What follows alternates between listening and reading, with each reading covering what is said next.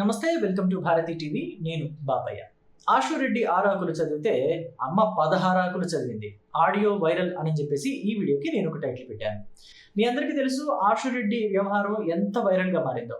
ఆశురెడ్డి ధర్మేంద్ర అనే వ్యక్తిని దారుణంగా మోసం చేసిందని, ఓ రకంగా చెప్పాలంటే అన్ని రకాలుగా వాడేసింది, పిండేసింది, ఎండేసింది అని చెప్పేసి బయట మాట్లాడుకుంటున్నారు. సో ఒక ఆడపిల్ల గురించి పిండేసింది, ఎండేసింది ఇలాంటి మాటలు మాట్లాడటం తప్పు అనే విషయం నాకు తెలుసు. కానీ ప్రస్తుతం ధర్మేంద్ర పరిస్థితి చూస్తుంటే మాట్లాడక తప్పటం లేదు. బయట జనమంతా కూడా ఆశురెడ్డి గురించి ఇలాగే మాట్లాడుకుంటున్నారు. ఎందుకంటే తప్పు దొరికిందంటే ఖచ్చితంగా 10 మంది 10 రకాలుగా మాట్లాడుకుంటారు. ఒక రకంగా చెప్పాలంటే వెనకటి రోజుల్లో ఆడపిల్లల్ని అరిటాకుతోటి, మగవాడిని ముళ్ళుతోటి పోల్చేవాళ్ళు. ఆడపిల్ల అరిటాకుతో సమానం. అరిటాకు వెళ్ళి ముళ్ళు మీద పడ్డా, ముళ్ళు వచ్చి అరిటాకు మీద పడ్డా అరిటాకే నష్టం అని చెప్పేసేవాళ్ళు. కానీ ఇప్పుడు రోజులు మారాయి, పరిస్థితులు మారాయి. మగవాడు అరిటాకు అయ్యాడు, ఆడది ముళ్ళయింది. సో ముళ్ళెళ్ళి అరిటాకు మీద పడ్డా అంటే ఆడది వెళ్ళి మగవాడిని కెలికినా, మగవాడు వెళ్ళి ఆడదాన్ని కెలికినా ఆడదానికే న్యాయం జరుగుతుంది, మగవాడికి అన్యాయమే జరుగుతుంది అని చెప్పడానికి ధర్మేంద్ర ఉదంతం పెద్ద ఉదాహరణగా మారింది. ఆశురెడ్డి ధర్మేంద్రని అవసరానికి బాగా వాడేసింది. అతడి బ్యాంకు బ్యాలెన్స్ అంతా కూడా పిండేసింది. ఒక రకంగా చెప్పాలంటే, అందరికి అర్థమయ్యేలాగా చెప్పాలంటే, మామిడి పండుని బయట నుంచి బాగా పిసికేసి ఓ బొక్క పెట్టి జుర్రుకుని తింటారు చూసారా, మామిడికి గుజ్జంతా కూడా అలాగా జుర్రుకుని తినేసింది అతడి సొమ్మంతా కూడా. సుమారు 9.6 కోట్ల రూపాయల డబ్బు, అలాగే 5 కేజీల బంగారం కూడా దోచేసింది. అయితే పెళ్లి చేసుకుంటుంది అనే నమ్మకంతోనే ధర్మేంద్ర ఇచ్చాడట. కానీ ఎవరి సలహా తీసుకుందో, పెళ్లి చేసుకుంటే కలిసి రాదని చెప్పారో, లేకపోతే ధర్మేంద్రని పెళ్లి చేసుకుంటే ఆశురెడ్డికి కలిసి రాదని చెప్పారో, కానీ మొత్తానికి ఇప్పుడు పెళ్లి అనే మాట ఎత్తితే నో నో నో నో, అస్సలు పెళ్ళి అనే మాట పెట్టుకోవద్దు, పెళ్ళి అనే ఆలోచన పెట్టుకోవద్దు అని చెప్పేసి అడ్డం తిరిగిందట ఆశురెడ్డి. దీంతో ధర్మేంద్ర ఊరుకుంటాడా? మరి 1 కాదు, 2 కాదు, 1000 కాదు, 1,00,000 కాదు, కోట్లకి కోట్లు డబ్బులు ఇచ్చాడు. అసలు పొద్దున్నే లెగిస్తే ధర్మేంద్రకి వేరే పనేమైనా ఉందో లేదో తెలియదు, కానీ ఆశురెడ్డికి ఆన్లైన్లో డబ్బులు కొట్టడమే పనిగా పెట్టుకున్నాడు. సో అన్ని రోజులు అన్ని వేల రూపాయలు కొడితే అవి చివరికి కోట్ల రూపాయలు అవుతాయి కదా. అలా ఒక రేంజ్లో తుడిచిపెట్టేశారు. మామూలుగా ఇల్లు ఊడిస్తే ఎట్లాగా మొత్తం ఒక పక్కకి పోగేస్తారో అలా ధర్మేంద్ర డబ్బంతా కూడా ఒక పక్కకి పోగేసేశారు. తీరా చూస్తే ఏమైంది, ఇప్పుడు పెళ్ళి వద్దంటుంది. పెళ్ళొద్దంటే మరి ధర్మేంద్ర ఊరుకుంటాడా? అందుకే ధర్మేంద్ర నా డబ్బంతా నాకు ఇచ్చేసే అన్నాడు. సో ఇప్పుడు ఆశురెడ్డి ఏమంటుందంటే, మే నెల వరకు ఆగు, 1.5 కోట్లు ఇస్తా, ఆ తరువాత నేను భవిష్యత్తులో బాగా స్థిరపడితే, నేను సంపాదిస్తే, నా దగ్గర ఉంటే అప్పుడు ఇస్తా అని చెప్పేసి క్లాజెస్ పెడుతోంది, కండిషన్స్ పెడుతోంది. ఇలా పెట్టడం న్యాయమేనా? పైగా ఆశురెడ్డి ఒక్కటే అతడిని ఇలా తోమేసింది అని అనుకుంటే ఏమోలే అనుకోవచ్చు. సరే, ఇతను కూడా డివోర్స్డ్ పర్సన్ కదా, ఆల్రెడీ పెళ్ళయింది, విడాకులైన పర్సన్ కదా, మరి మోజు పడ్డాడేమోలే, ఇతడు మోజు ఆవిడ కూడా తీర్చింది, దురద అణిగేలాగా చేసింది అనుకోవచ్చు. ఇతడిని ఈ రేంజ్లో వాడింది ఆశురెడ్డి మాత్రమే కాదు, ఆశురెడ్డి వాళ్ళ తల్లి కూడా వాడిందట, అలాగే ఆశురెడ్డి వాళ్ళ సిస్టర్ కూడా వాడేసిందట. అంటే ఆశురెడ్డిని పెళ్లి చేసుకుంటే ఆవిడ ఇతనికి అత్తగారే కదా అవుతుంది. మరి అత్తగారు పాపం ఈ మాత్రం మోజుబడి అడిగింది, కొనిపోతే ఎట్లాగా అనుకున్నాడేమో. అలాగే ఈవెన్ పెళ్లి చేసుకుంటే, ఆశురెడ్డిని పెళ్లి చేసుకుంటే ఆశురెడ్డి సిస్టర్ కూడా ఏమవుతుంది, మరదలో వదిన అవుతుంది కదా. పెద్దదైతే వదిన, చిన్నదైతే మరదలు. సో కాబట్టి ఆవిడ అడిగింది కూడా కాదంటే ఎలాగా, మళ్ళీ ఆశురెడ్డి నొచ్చుకుంటుందేమో అని చెప్పేసి ఆవిడ కోరికలు కూడా బ్యాంకు బ్యాలెన్స్ తోటి తీర్చేశాడు. మొత్తం మీద 5 కేజీల బంగారం ఎవరన్నా నొక్కేని ఈ 5 కేజీలు ఆశురెడ్డి ఫ్యామిలీకే వెళ్ళింది. సో ఇప్పుడు అతను తిరిగి అడుగుతుంటే, నువ్వు నా మీద ఇబ్బంది పెట్టావా, నన్ను డబ్బులు ఇవ్వమని గట్టిగా అడిగావంటే నేను హెరాస్మెంట్ కేసు పెడతా, నన్ను హెరాస్ చేస్తున్నావు అని చెప్పేసి నీ మీద కేసు ఫైల్ చేస్తాను, జాగ్రత్త, బీ కేర్ఫుల్ అని చెప్తుందట. మరి ఇవన్నీ చూస్తుంటే ఎలా అనిపిస్తుంది మీకు? అంటే మగవాడు సేఫ్గానే ఉన్నాడు అనిపిస్తుందా? మగవాడు ఎవరినైనా నమ్మి ప్రేమించవచ్చు, నమ్మి డబ్బులు ఇవ్వచ్చు, నమ్మి హెల్ప్ చేయొచ్చు, అప్పుల్లో ఉన్నాను అని అంటే, అవసరాలు ఉన్నాయనంటే డబ్బులు ఇవ్వచ్చు అని చెప్పి అనిపిస్తుందా? డబ్బులు ఇస్తే పరిస్థితి ఏంటి, ఎలా మారుతుంది రేపు? అవసరాలు తీరిపోయిన తర్వాత ఆ మగవాడి మొహం ఇంకా చూస్తారా? ఆ మగవాడిని పట్టించుకుంటారా? ఆ మగవాడిని లెక్క చేస్తారా? ఇవన్నీ కూడా వచ్చే డౌట్లు. ఆశురెడ్డిని చూస్తుంటే ఇప్పుడు మగవాళ్ళందరికీ కూడా ప్రేమించాలంటే భయంగా ఉంది, పెళ్లికి ముందు పర్సులో నుంచి డబ్బులు తీయాలంటే కంగారుగా ఉంది. సో ఆశురెడ్డి వాళ్ళ తల్లి ఆడియో కూడా ఎంత వైరల్ అవుతుందో ఆ ఆడియో మీరే వినండి ఒకసారి. సారీ, నీ బండి కొద్దిగా యాక్సిడెంట్ అయిపోయింది. అది ఫ్లవర్స్ కట్టారు, అది పెళ్లి కొడుకు ఆ కార్ మీద వెళ్తారు కదా అని చెప్పేసి ఫ్లవర్ కట్టించింది ఆశు.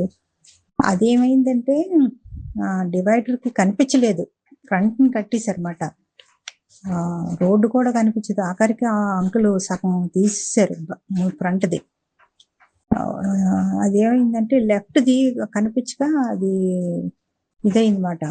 కొద్దిగా వెంటనే బ్రేక్ వేశారు. So sorry. తర్వాత అంకులు నీ గురించి మాట్లాడుకున్నారు, వెంకీ గురించి మాట్లాడాలని అన్నారు. అంటే వెంకీ గురించి మాట్లాడాలంటే ముందు అశ్వ గురించి అశ్విని అడగాల. వెంకీ రెడీగా ఉన్నారు, చెప్పారు మీరు అందరూ మాట్లాడుకొని ఏదో చెప్పండి అని చెప్పేసి చెప్పారు. మరి అశ్విని మన ఇద్దరు ఉన్నప్పుడే మాట్లాడాలని చెప్పేసి చెప్పనమాట. అది అశ్విని ఇప్పుడు ఇక్కడే ఉన్నది. అది ఫ్లాట్ ఇచ్చేలేక అది వేస్ట్ అయిపోతుంది కదా. సరే అది నీ డిసిషన్, నేను చెప్పకూడదు. అద్దె వస్తుంది కదా, అనవసరం వేస్ట్ అవుతుంది కదా డబ్బులు. అందుకోసమే ఆ జనంలో నీకు చెప్పాల్సి వచ్చింది ఈ ఫ్లాట్కి. తర్వాత ఇంకేంటంటే నువ్వు ఎప్పుడు వస్తున్నావు అమ్మా? ఒకసారి వస్తే అంకుల్ దగ్గర తీసుకెళ్దామని వైజాగ్. నేను మళ్ళీ ఈ మధ్యలోనే మళ్ళీ వైజాగ్ వెళ్ళాలా అని చెప్పి అంకుల్ అన్నారు. ఇక్కడ 15 రోజులు అక్కడ 15 రోజులు ఉండు, ఎందుకంటే అశ్వ ఒకరిది అయిపోతుంది, అక్కడ నేను ఒకరిని అయిపోతున్నా అని అన్నారు. అంకుల్ కూడా వస్తున్నారు, వచ్చి ఉండి మళ్ళీ వెళ్తారంట. సో నేను అక్కడికి వెళ్ళి సామాన్లు అన్నీ ఉన్నాయి కదా, పని ఆవిడ ఉన్నారు, వాచ్మెన్ ఉన్నారు, ఇవన్నీ చూసుకొని వస్తుంటాను. అదనమాట. కారు కొద్దిగా యాక్సిడెంట్ అయ్యిందమ్మా, సారీ, వెరీ సారీ. అదే అశ్వ బాధపడ్డది, తీసుకెళ్ళినప్పుడు జాగ్రత్తగా అప్పచెప్పాలి కదా అని తిట్టింది నన్ను. అలా కాదమ్మా, నువ్వు పువ్వులు కట్టించావు కదా, అది కనిపించలేదు డాడీకి, అదే ఆఖరికి చాలా జాగ్రత్తగా తీసుకెళ్లారు, కారుని డ్రైవ్ చేశారు అని చెప్పేసి చెప్పనమాట. అది వేరేగా అనుకోక. ఇంకా నువ్వు హైదరాబాద్ ఎప్పుడు వస్తున్నానన్న చెప్తే దాన్ని బట్టి మనం వెళ్దాం. అది ఉంటానే. అదే వెంకీ, నువ్వు ఇప్పుడు మళ్ళీ ప్రవీణ్ అక్కకు ఫోన్ చేసావు అని చెప్పి కాల్ చేసింది నాకు. Okay, that is your wish, చేసావు.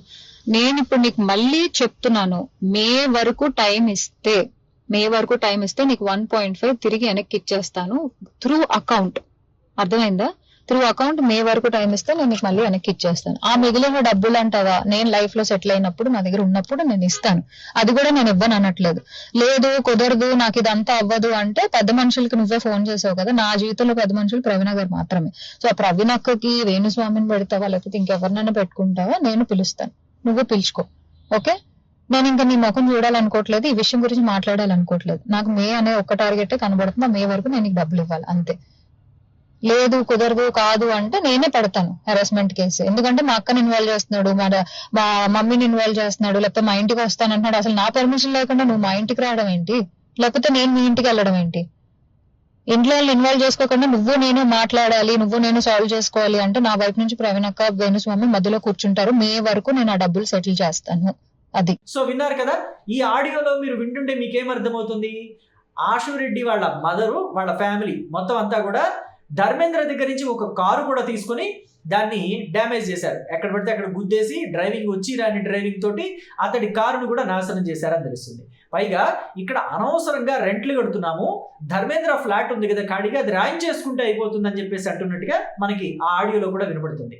అంటే కూతుర్ని ఒక్కదాన్ని ముందు పెట్టుకుని ఫ్యామిలీ ధర్మేంద్ర మీద పడిపోయారు.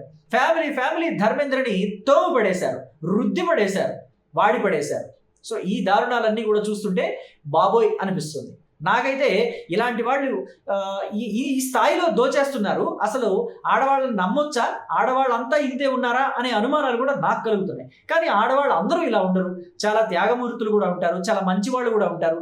ఫ్యామిలీ కోసం వాళ్ళ సుఖాలను వదిలేసి కష్టపడుతున్న వాళ్ళు కూడా ఇప్పటికీ ఉన్నారు ఆడవాళ్ళలో అని నాకు తెలుసు. కానీ ఇలాంటి వాళ్ళని చూస్తుంటే మాత్రం అలాంటి అనుమానాలు కలుగుతున్నాయి.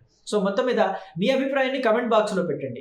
అలాగే ఆడవాళ్ళ మీద అత్యాచారాలకో లేకపోతే అఘాయిత్యాలు అఘాయిత్యాలకు పాల్పడుతున్న వాళ్ళకి బుద్ధి చెప్పడానికి, వాళ్ళకి శిక్షలు వేయడానికి తీసుకొచ్చిన చట్టాలని ఆశురెడ్డి లాంటి వాళ్ళు ఇలా హెరాస్మెంట్ కేసు పెడతాను అని చెప్పేసి ఆ చట్టాలని వాడుకునే ప్రయత్నం చేయటం కూడా ఎలా ఉందో మీ అభిప్రాయాన్ని కమెంట్ బాక్స్లో చెప్పండి. అలాగే ఆశురెడ్డి ఆడియో వైరల్ అయింది, అది విన్నారు మీరు. అలాగే ఆశురెడ్డి వాళ్ళ అమ్మ ఆడియో కూడా మీరు విన్నారు. మరి వీటి గురించి మీరేమంటారు? అలాగే నేను వాళ్ళ గురించి పెట్టిన టైటిల్ కూడా మరి కరెక్ట్గా ఉందా లేదా, యాప్ట్గా ఉందా? ఆశురెడ్డి 6 ఆకులు చదివితే వాళ్ళ అమ్మ 16 ఆకులు చదివింది అని చెప్పేసి నేను టైటిల్ పెట్టడంలో ఏమైనా తప్పు ఉందా లేదా అనేది కూడా మీరు మీ అభిప్రాయాన్ని కమెంట్ బాక్స్లో పెట్టండి. Thank you.